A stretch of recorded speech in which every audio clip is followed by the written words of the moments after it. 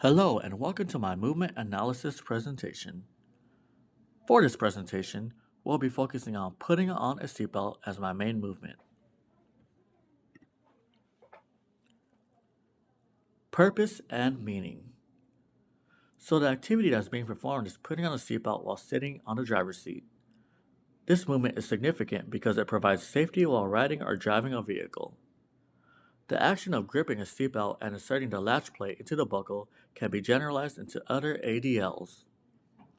Examples of gripping include gripping a toothbrush, gripping utensils, gripping a bar of soap, gripping a hairbrush, and gripping shoes.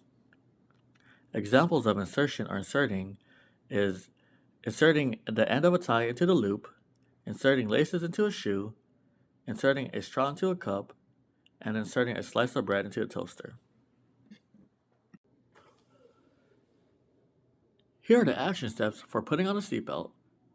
Right forearm is in neutral position, right elbow is in flexion, 90 degrees, right wrist is in neutral position, right shoulder performs horizontal abduction, right hand uses a hook grip to grasp the latch plate, right shoulder performs horizontal abduction, right elbow from flexion extends.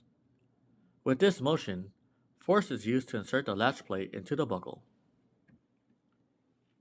Position of the body. Seated position with hips flexed, knees bent, flexed 90 degrees, feet planted on the car floor with ankles in neutral position. Sitting posture is comfortable, where back is straight and there is a neutral pelvic position, stabilizing the core.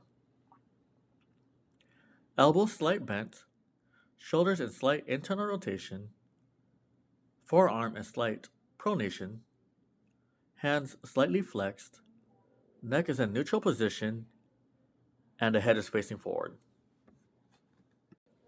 Unique defining characteristics. Quiet, normal inspiration and expiration is taking place. Timed movements in order to insert the latch plate into the buckle.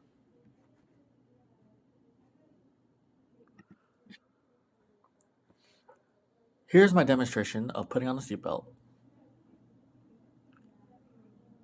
Here's a different angle.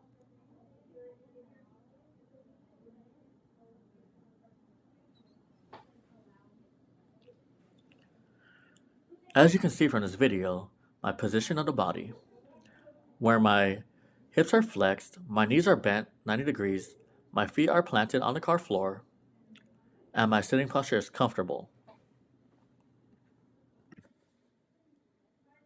You can also see the action steps where my right shoulder performs horizontal adduction, my right hand uses the hook grip to grasp the latch plate, and my right shoulder performs horizontal abduction.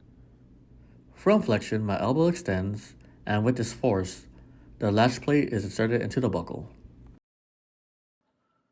Joints involved, degree of range of motion. Shoulder horizontal abduction, 50 degrees. Shoulder horizontal abduction, 20 degrees. Elbow flexion, 90 degrees. Hand digit 1, 80 degrees. Hand digit 2 to 5, 80 degrees. Hip joint, 90 degrees. And knee joint, 90 degrees.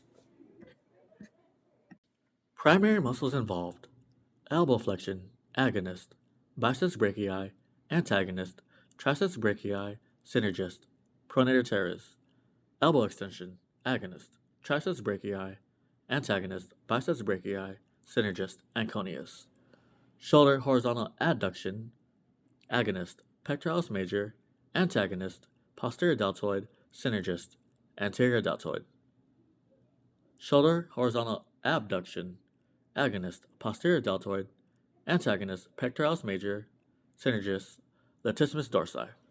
PIP-DIP flexion, agonist, flexor pollicis longus, flexor pollicis brevis, flexor digitorum profundus, and flexor digitorum.